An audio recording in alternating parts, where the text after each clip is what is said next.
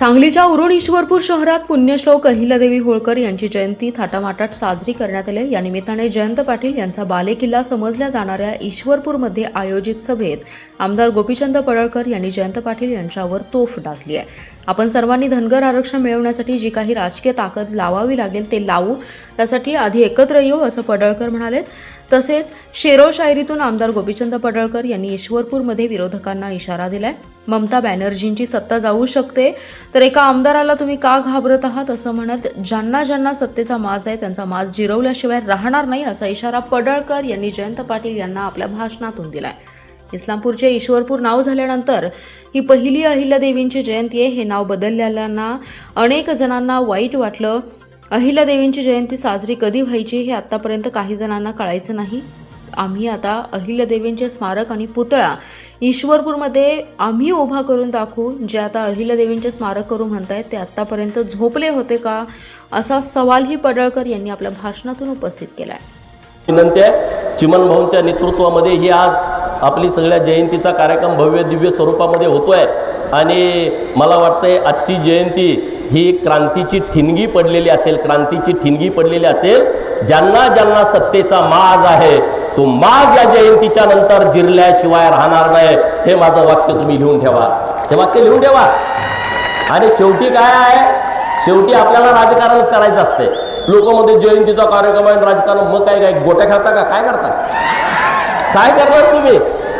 अरे अहिल्यादेवी महाराणी होत्या, मग तुम्ही तसं काहीतरी करा ना।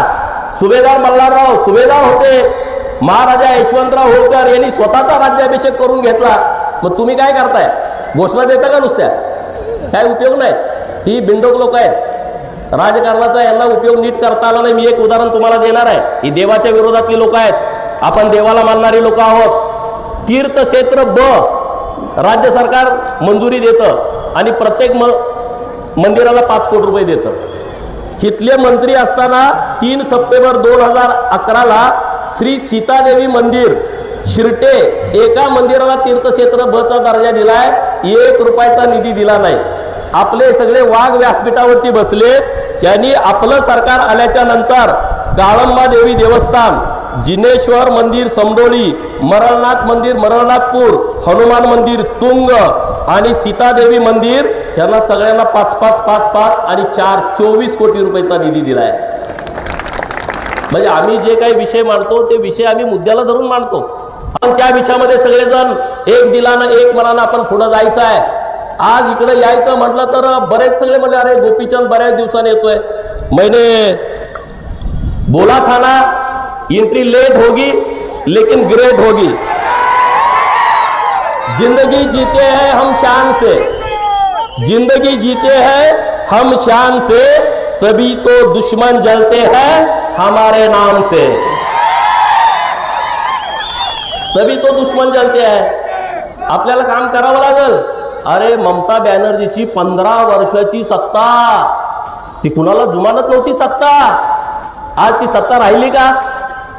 त्यांचे खासदार 20 NDA मध्ये सामील झाले, 80 पैकी 60 आमदार त्यांनी वेगळा गट स्थापन केला।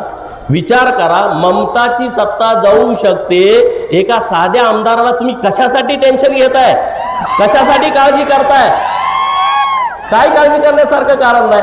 हे सगळे दिग्गज नेते तुम्हाला सपोर्ट करायला बसलेले आहेत। अहिल्यादेवींचे एवढ्या मुत्सदी होत्या, जेव्हा राघोबा दादा त्यांच्यावरती चाल करून आले, मालेरावांचं निधन झालं आणि त्यांच्याकडे जो होता कारकून त्यानं सगळं तिकडे निरोप दिला की अहिल्यादेवींच्या खाजगी